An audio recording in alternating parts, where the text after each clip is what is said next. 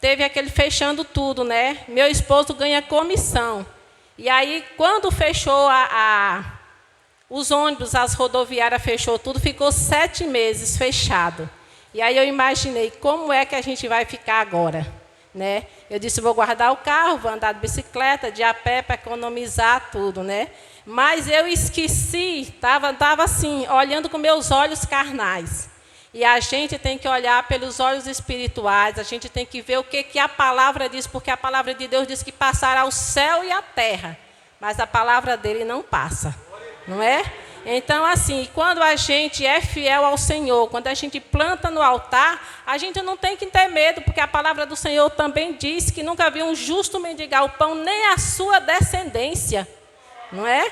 Então, assim, eu fiquei assim, olhando com meus olhos, depois eu voltei para Deus, né? E Deus colocou no meu coração vender planta, o bispo estava indo para Barreiras, cuidando também da irmã aqui, toda semana, e cuidando dela e de mim, porque trazia minha mercadoria, né? E assim, foi um tempo de céus abertos. Essa palavra que eu li aqui, eu não li por acaso, irmãos. Eu vivi ela durante 7 meses.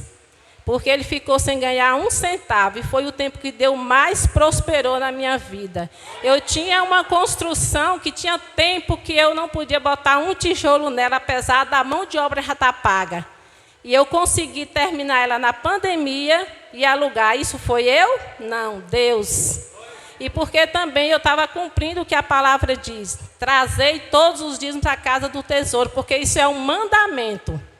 E quando você cumpre o mandamento, Deus faz a parte dele. Mas o que ele diz primeiro é o mandamento, que é trazer. E eu não estava tendo medo de trazer. Vinham os decretos, a igreja só pode ficar aberta até 6 horas. O bispo abria meio-dia, eu estava aqui. Aí vinha outro decreto, o bispo mudava o horário, eu estava aqui. Plantando a minha semente. E Deus estava abrindo as janelas do céu sobre a minha vida. Meus filhos estão aí, é prova de que foi o tempo que Deus mais prosperou assim. Eu tive para emprestar a pessoas concursadas que estavam recebendo todo mês, irmãos. E eu estou contando isso aqui para mostrar para os irmãos que Deus é Deus de providência. Deus é um Deus que não desampara o seu povo, não é? E não tenha medo de plantar no altar do Senhor. Não tenha medo, porque assim, hoje eu tenho essa revelação, mas antes eu não tinha. E minha oração hoje é que assim como o Espírito Santo revelou o meu coração, que revela o coração de cada irmão que ainda não tem. Deus não quer quantidade, irmãos. Deus quer fidelidade, não é? Foi o que aquela viúva fez. Ela trouxe a fidelidade dela, ela trouxe o melhor que ela tinha. Porque às vezes a gente traz muito, achando que está fazendo muito, mas para Deus não é nada. Deus quer fidelidade aos nossos corações. E eu quero encorajar os irmãos que ainda não têm essa revelação do Espírito Santo, que ainda não experimentou. Não tenha medo, irmãos, não tenha medo, viu? E eu tenho certeza que, a partir de hoje, quem se tornar fiel ao Senhor, no próximo domingo talvez esteja aqui contando testemunhos, né?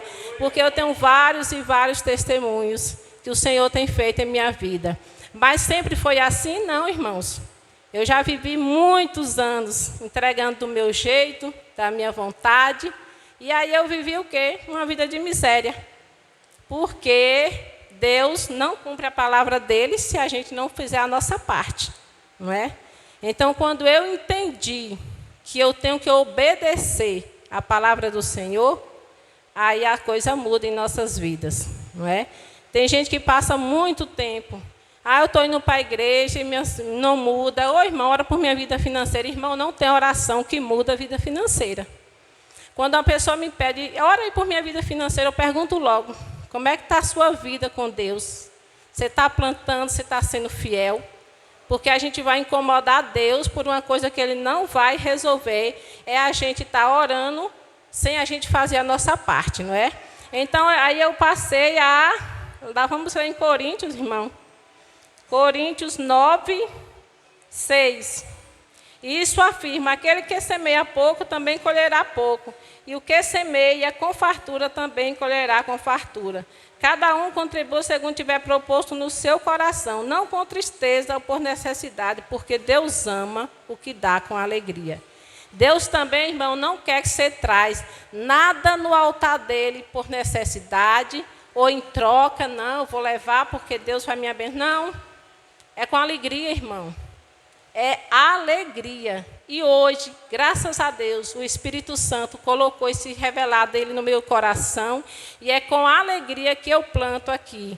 E minha oração hoje é que, assim como ele um dia me revelou, que ele revele a cada irmão que ainda não tem. Viu? Eu quero que você experimente, irmão. Não tenha medo. Experimente.